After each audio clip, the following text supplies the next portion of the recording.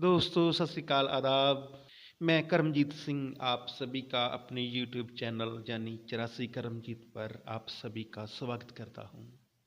और आज मैं आप सभी के लिए लेकर आया हूं best iconic movie the shining. और दोस्तों ये मूवी 1980 में बनी थी और इस मूवी को बेस्ट हॉरर मूवीज में गिना जाता है। चलिए कुछ इंटरेस्टिंग फैक्ट इस मूवी के बारे में जानते हैं। दोस्तों ये मूवी स्टीफन किंग की बुक पर बेस्ड थी और इस मूवी के डायरेक्टर स्टेनली कुब्रिक थे। और दोस्तों ये मूवी एक फुल लेंथ मूवी है यानी तकरीबन 2 घंटे 24 मिनट। अगर दोस्तों इस मूवी की स्टार कास्टिंग के बारे में बात की जाए तो Jack Nicolson, Saini dial, Danny loyal, स्कैटमैन क्रोथर, बैरी नेल्सन, फ्लिप स्टोन, जो टर्कर एंड एनी जैक्सन। और दोस्तों इस मूवी को डॉक्टर स्लीप मूवी का सीक्वल कहा जा सकता है। और इस मूवी का बजट 19 मिलियन डॉलर था और इसने बॉक्स ऑफिस पर 47 मिलियन डॉलर की कमाई की थी। और इस मूवी की IMDb रेटिंग 8.4 आउट ऑफ 10 थी, जो कि बहुत ही अच्छी रेटिंग कही जा सकती है। तो दोस्तों मूवी की स्टोरी लाइन की तरफ बढ़ते हैं बिना किसी देरी के। कहानी की शुरुआत में हमें ओवरलुक होटल दिखाया जाता है जो कि चारों तरफ से पहाड़ियों से घिरा हुआ था, जहां पर हमें जैक टेरेस नाम का आदमी केयर टेकर की इंटरव्यू के लिए आता है, जो कि पहले एक स्कूल टीचर था और एक लेखक भी था। ये होटल विंटर सीजन में बंद रहता है क्योंकि विंटर में यहाँ पर बहुत ज़्यादा बर्फ़ पड़ती है, जिसके लिए उन्हें एक केयर टेकर की ज़रूरत थी जो कि पूरे विंटर सीजन रहकर उनके होटल की देखभाल कर सके।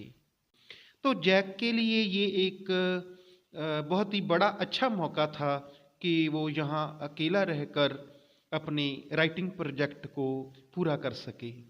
तो मैनेजर उनको वहाँ पर घटी एक घटना के बारे में बताता है कि उन्होंने 1970 में चार्ल्स ग्रेडी नाम के व्यक्ति को यहाँ केयर टेकर के तौर पर रखा था, लेकिन वो यहाँ रहकर आइसोलेशन के कारण पागल हो गया था और उसने एक कुल्हाड़ी के साथ अपनी वाइफ और 2 बेटियों की निर्मम हत्या कर दी थी और उसके बाद शॉटगन से अपने आप को भी मार दिया था। वो उसको ये भी बताता है कि ये होटल साल में सिर्फ 5 महीने खुलता है, बाकी के 7 महीने बंद रहता है क्योंकि यहाँ पर बहुत ज़्यादा बर्फ़ पड़ती है। वो उसको ये भी बताता है कि ये होटल रेड इंडियंस कब्रिस्तान पर बना है। लेकिन ये सब बातें सुनकर वो डरा नहीं और इस जॉब को करने के लिए वो राज़ी हो जाता है ताकि अपनी राइटिंग प्रोजेक्ट को पूरा कर सके। और वो उसको ये भी कहता है कि उसको यहाँ रहते हुए बॉयलर रूम में काम करना पड़ेगा ताकि उस होटल के सभी कमरों का तापमान सही रखा जा सके। तो जैक उनको कहता है कि फिक्र मत कीजिए, उनके साथ ऐसा कुछ भी नहीं होगा। दूसरी तरफ हम उनकी वाइफ वेंडी और उसके बेटे डैनी को देखते हैं और डैनी का कोई दोस्त नहीं था और वो अपनी उंगली को देखकर बातें करता रहता था और इसका एक इमेजिनरी फ्रेंड था जिसका नाम टोनी था। और हम देखते हैं कि उसका इमेजिनरी फ्रेंड यानी टोनी ओवरलुक होटल जाना नहीं चाहता। पहले डैनी के पेरेंट्स इस बात को ज़्यादा सीरियसली नहीं लेते, लेकिन हम देखते हैं कि वो सचमुच टोनी से बातें करता है और टोनी डैनी को बताता है कि उन्हें ओवरलुक होटल नहीं जाना चाहिए और वो ये भी कहता है कि डैनी के फादर को वहाँ पे जॉब मिल गई है और वो अभी फ़ोन करेगा। और दोस्तों तभी जैक की कॉल आती है और वो वेंडी को बताता है कि उसे वहाँ पे जॉब मिल गई है। उसके बाद डैनी टोनी से पूछता है कि उनको होटल ओवरलुक क्यों नहीं जाना चाहिए। तो दोस्तों, टोनी डैनी को एक विज़न दिखाता है जिसमें डैनी होटल की लिफ्ट से बहुत सारा खून निकलते देखता है और उसे दो लड़कियां भी दिखाई देती हैं जिसे देखकर वो बहुत ज़्यादा डर जाता है। जब उसकी आंखें खुलती हैं तो उसके सामने एक डॉक्टर थी और वो डॉक्टर डैनी से उसके दोस्त के बारे में पूछती है। डॉक्टर उसको पूछती है कि क्या मैं उसे देख सकती हूँ। तो डैनी कहता है कि वो मेरे पेट में छिपकर रहता है। तभी वैंडी डॉक्टर को बताती है कि एक बार उसके हस्बैंड ने डैनी का हाथ तोड़ दिया था, तब से वो अपने इस इमेजिनरी फ्रेंड से बातें करने लगा है। कुछ दिनों बाद हम देखते हैं कि जैक वैंडी और डैनी को लेकर होटल ओवरलुक पहुंच जाता है। उसी दिन वो होटल बंद होने वाला था और इसके बाद जैक और उसकी फैमिली अकेले उस होटल में रहने वाले थे। डैनी वहाँ के गेम्स रूम में जाता है तो उससे वो दो लड़कियां फिर से दिखाई देती हैं और वहाँ का मैनेजर जैक और वेंडी को होटल दिखाता है। वो उसे उनका रूम दिखाता है और एक खास बात बताता है कि ये पूरा होटल एक इंडियन कब्रिस्तान पर बना था और वो उसे एक स्नो कैट दिखाता है जो कि उन्हीं के लिए थी। और वहाँ हेड शेफ हेरोलिन वेंडी और डैनी को वहाँ का किचन दिखाता है। वहाँ के फ्रीज़र में उनके लिए पूरे साल का खाना रखा हुआ था और हेरोलिन बार बार डैनी को डॉग कह के बुला रहा था जो कि डैनी का निकनेम था। वेंडी पूछती है कि हेरोलिन को उसका निकनेम कैसे पता है, क्योंकि ये डैनी के बचपन का नाम था और उन्होंने तो उसे कभी बताया ही नहीं। और तभी हेरोलिन उसकी बात को टालने लगता है और तभी हम देखते हैं कि हेरोलिन डैनी से टेलीपैथी से बात करने की कोशिश कर रहा था। वो टेलीपैथी की मदद से डैनी से पूछता है क्या उसे आइसक्रीम चाहिए, और वो डैनी को ये भी बताता है कि डैनी की तरह उसके पास भी इस तरह की पावर है और इसे उसकी दादी शाइन कहती थी, जिसे डैनी ने टोनी नाम दे रखा है। और वो उसे फ्यूचर और पास्ट की बातें बताता है और ये सब के बारे में डैनी के पेरेंट्स को नहीं पता था। हेलोरिन डैनी को बताता है कि कुछ ऐसी चीज़ें भी होती हैं जो कि शाइन वाले लोग ही जानते हैं। इन सब के बारे में दूसरे लोगों को कुछ भी पता नहीं होता। वो उसको ये भी बताता है कि इस होटल में कुछ बुरा हुआ था, लेकिन अब डरने की कोई बात नहीं है।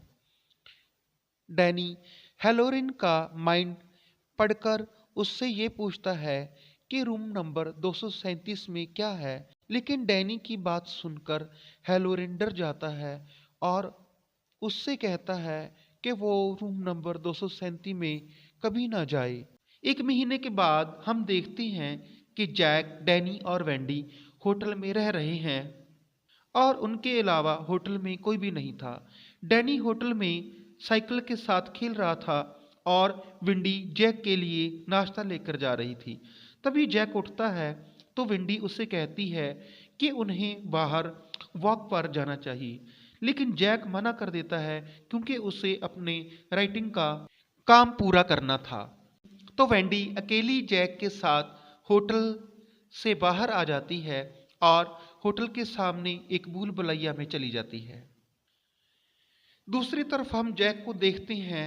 जैक लिखने का काम छोड़कर बॉल के साथ खेल रहा था और धीरे धीरे उसका नेचर चेंज हो रहा था।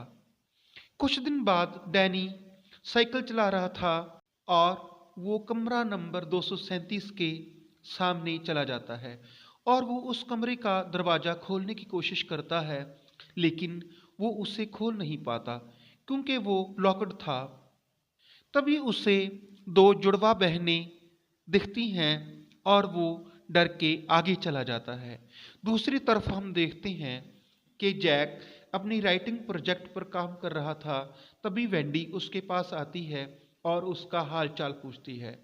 तो इससे जैक बहुत ज़्यादा गुस्से में आ जाता है और उसे डांट कर भगा देता है और कहता है कि उसको काम करते वक्त डिस्टर्ब ना करे।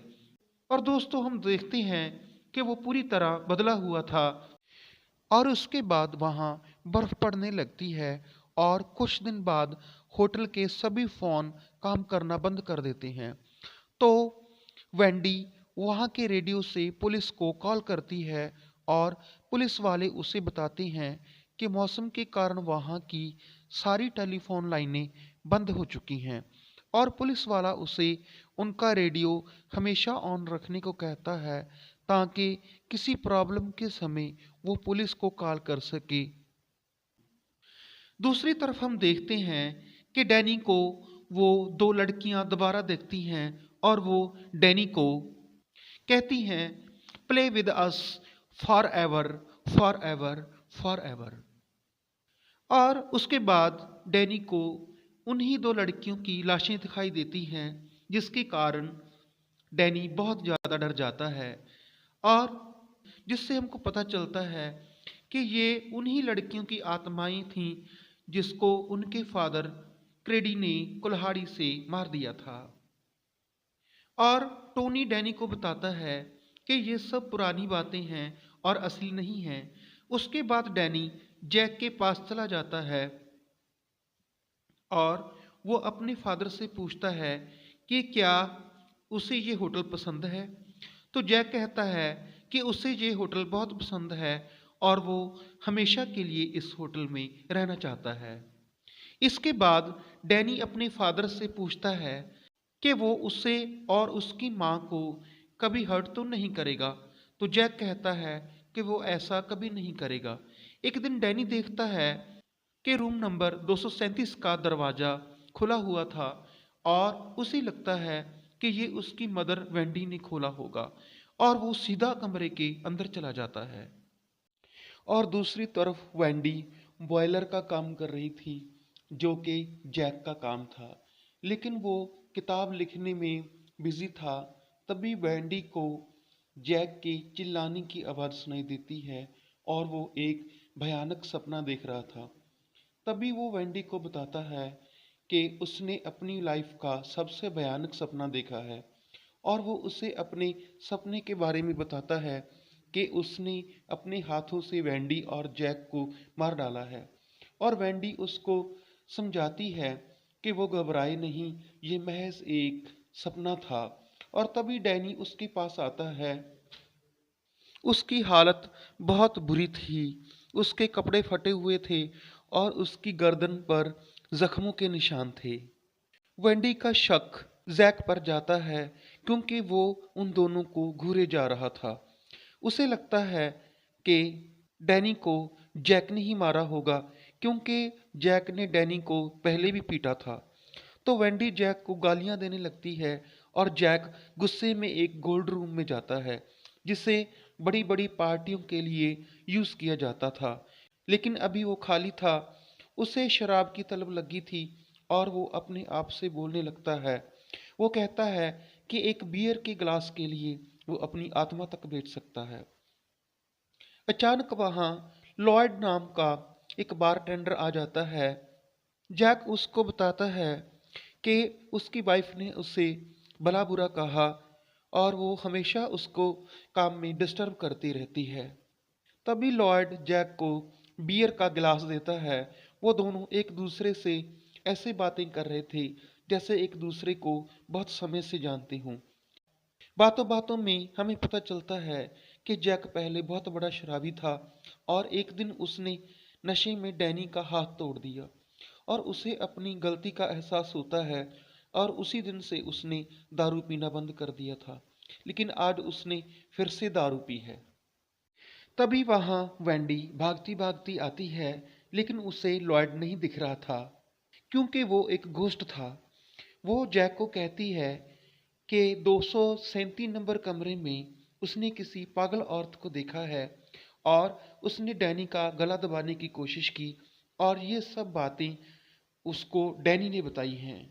और दूसरी तरफ हम हेरोलिन को देखते हैं और उसे अपनी शाइन से खुश दिखता है और वो होटल फ़ोन करने की कोशिश करता है, लेकिन उसका फ़ोन नहीं लगता क्योंकि टेलीफोन की सभी लाइनें बंद थीं।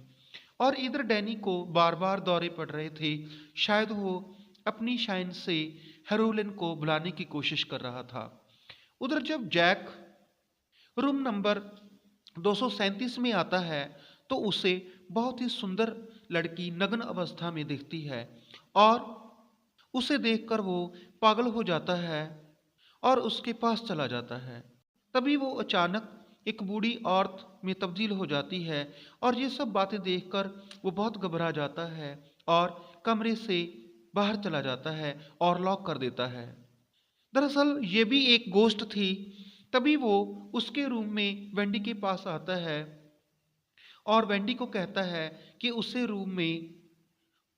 रूम नंबर 237 में कुछ भी नहीं मिला और वो कहता है कि डैनी ने उनसे झूठ बोला होगा।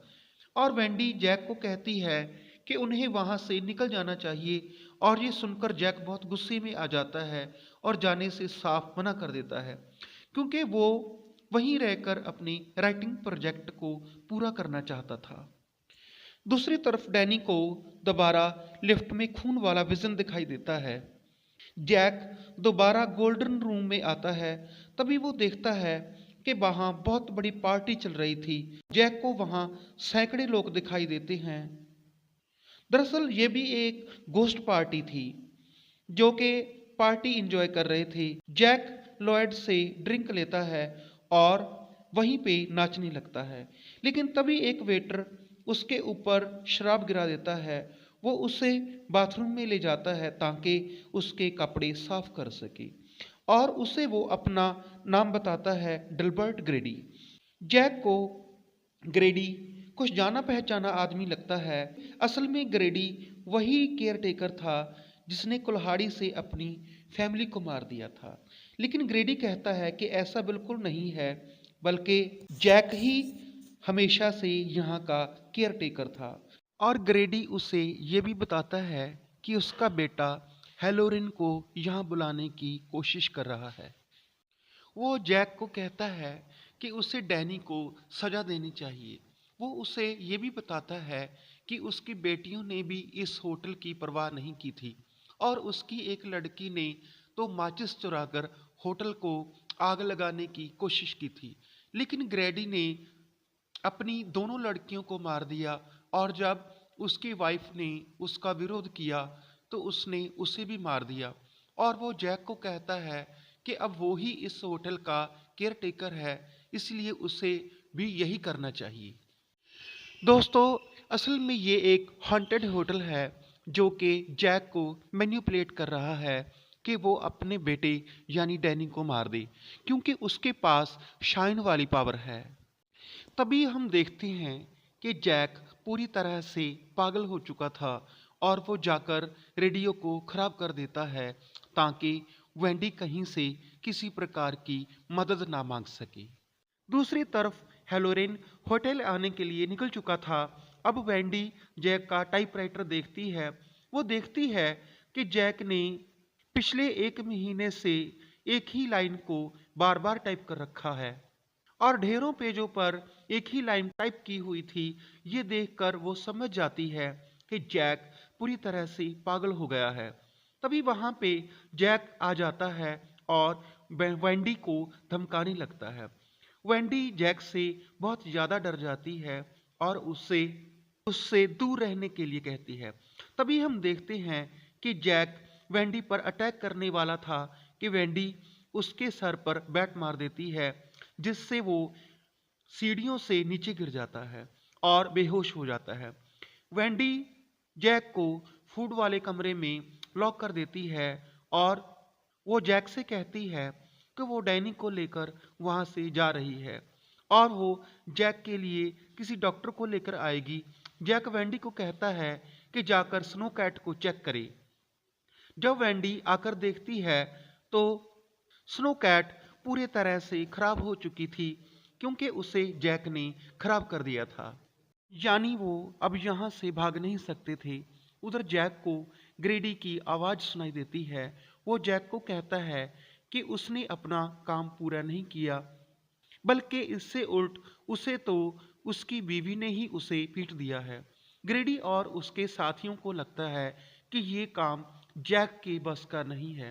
तभी जैक ग्रेडी से एक और मौका मांगता है और कहता है कि वो यहाँ से निकलकर उन दोनों को मार डालेगा। और तभी ग्रेडी और उसके साथी उस कमरे का दरवाजा खोल देते हैं। उधर डैनी वेंडी के कमरे में रेड रूम लिख देता है और चिल्लाने लगता है। वो एक ही शब्द बार बार दोहरा रहा था, no drum, no drum, no drum. Wendy देखती है कि नो ड्रम का उल्टा मर्डर होता है और वो समझती है कि वहां पर किसी का मर्डर होने वाला है। उसे लगता है कि डैनी नींद में बोल रहा है। वो कहती है कि डैनी जाग जाओ, लेकिन वो कहता है कि मैं डैनी नहीं हूँ, मैं टोनी हूँ। और ये वही पर्सनैलिटी होती है जिसको उसके पेरेंट्स डैनी का इमेजिनर फ्रेंड बोल रहे थे। वो कहता है कि डैनी तो कब का यहाँ से जा चुका है। दोस्तों, हम देखते हैं कि डैनी की शाइन वाली पावर यानी टोनी बार बार वेंडी को आगाह करने की कोशिश कर रही है। तभी वहां पर जैक आ जाता है और कुल्हाड़ी से उनका दरवाजा तोड़ने लगता है और वो कुंडी खोलकर अंदर आ जाता है और वेंडी डैनी को लेकर बाथरूम में छिप जाती है और खिड़की से डैनी को बाहर निकाल देती है। लेकिन वो खुद खिड़की से बाहर नहीं निकल पाती क्योंकि खिड़की बहुत छोटी थी और वेंडी डैनी को वहां से निकल जाने को कहती है और जैक बाथरूम का दरवाजा भी तोड़ देता है। जब वो कुंडी खोलने के लिए हाथ अंदर डालता है तो वेंडी चाकू से उसका हाथ घायल कर देती है। और तभी जैक डैनी को देखता है जो कि ठंड के कारण होटल के अंदर आकर छिप गया था और जैक उसका पीछा करने लगता है। तभी वेंडी को होटल में एक भालू, टकला और लिफ्ट में बहुत सारा खून दिखता है जो कि बहुत ही अजीब था। डैनी होटल के बाहर आकर उस भूल भुलैया में चला जाता है और उसके पैरों के निशानों का पीछा करते करते जैक भी वहीं पहुंच जाता है। और तभी डैनी को एक आइडिया आता है और वो अपने पैरों के निशान मिटाकर दूसरी दिशा में छिप जाता है, जिसके कारण जैक इस भूल भुलैया में रास्ता भटक जाता है।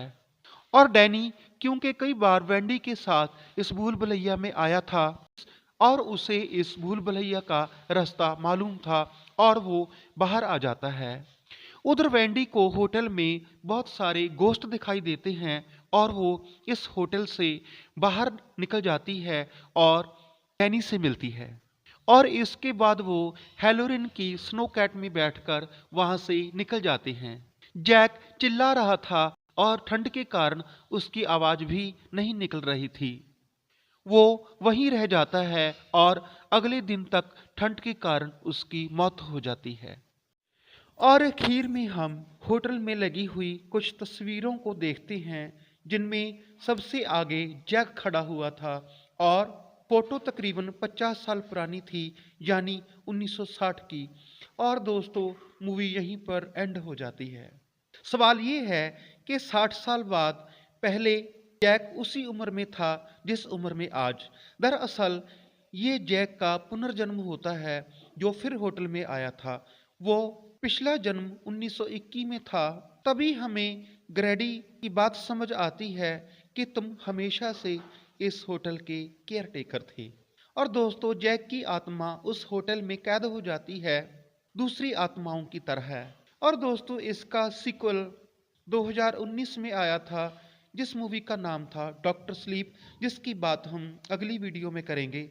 आज के लिए इतना ही, तो मिलते हैं अगली वीडियो में। तब तक के लिए नमस्कार, गुड बाय।